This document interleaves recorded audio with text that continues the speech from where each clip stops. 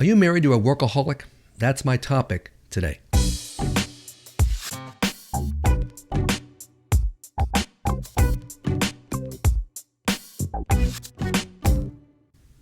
Welcome back to Ask Dr. Clarke. Here is today's question. We're going to launch right into the question today. Not even a commercial to start with. That'll come at the end. Today's question. My husband is a huge workaholic. He's hardly ever home and spends very little time with me and our 3 kids. I've tried everything, but no change. There's the first key thing here. I've tried everything, no change. This has been going on for years. Another key point here in this question, years of this. What do I do? Well, this hits pretty close to home for Dr. Clarke because I am a workaholic. Hello, my name is Dave, and I'm a workaholic. Just ask the blonde Sandy, she'll tell you. I've always been one, probably always going to be one, have that tendency, so I have to watch myself very closely. My best friend Bob Johns will keep me in line because he's my accountability guy. If Sandy says to me, you're working too hard, I'm working too hard, and I have to make the adjustments. That's what a decent, loving husband does. When his wife has a need, you listen and you respond, even if you think she's wrong. It doesn't make any difference. That's your woman. So this man's not in that category. It's time for tough love with this husband because he's tried everything else and it's been years. The soft, understanding, I'm upset approach hasn't worked, and frankly, it's not ever going to work. He's already tried that. You're nice to him. You ask him nicely. He doesn't care. You're hurt and sad. He doesn't care. You're angry. He doesn't care. You cry. You're sobbing at night. He doesn't care. The point is, he doesn't care. He doesn't care about you. In fact, he actually enjoys you being upset, this kind of selfish workaholic, because that shows that you still care and he can continue in his sin. What we need is some tough love consequences for his sin of workaholism. And it is a sin. It's a serious sin because he's damaging you, damaging himself, though he's too dumb to know it, damaging the kids, damaging the marriage. It's time for Matthew 18, 15 through 17 to be applied to this sinning husband. And we hope that he changes, of course.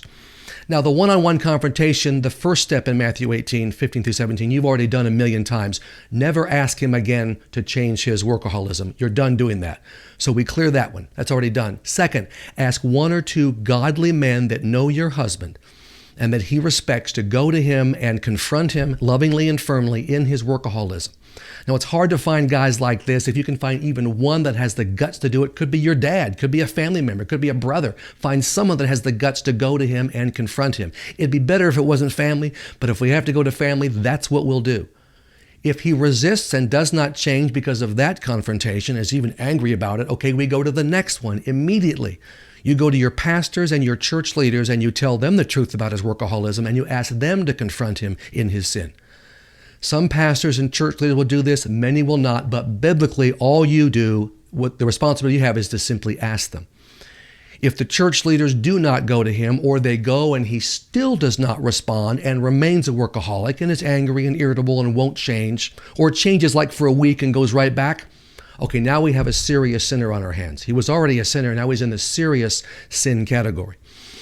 And the last 2 stages of Matthew 18, 15 through 17 have to be applied. And the next one is you're going to shun him for a period of 3 to 4 weeks. And I'll even go 4 weeks on this one. You are going to shun him in your own home.